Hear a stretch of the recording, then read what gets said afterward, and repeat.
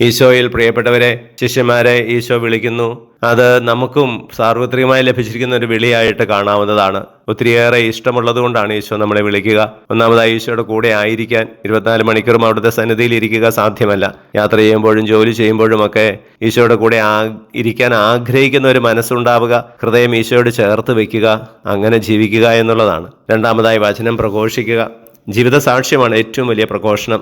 ജീവിത മാതൃക കൊണ്ട് മറ്റുള്ളവരെ സ്നേഹിച്ചും ശുശ്രൂഷിച്ചും ഈശോയെ കൊടുത്തും നമുക്ക് വചനം പ്രഘോഷിക്കാനാവും. മൂന്നാമതായി പിശാചുകളെ പുറത്താക്കുക.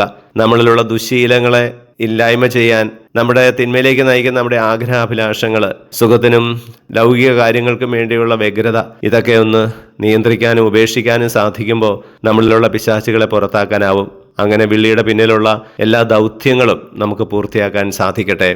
നമ്മുടെ കർത്താവ് യേശു മിശിഹായുടെ കൃപയും പിതാവായ ദൈവത്തിന്റെ സ്നേഹവും പരിശുദ്ധാത്മാവിന്റെ സഹവാസവും നാം എല്ലാവരോടും കൂടി ഉണ്ടായിരിക്കട്ടെ, ഇപ്പോഴും എപ്പോഴും എന്നേക്കും.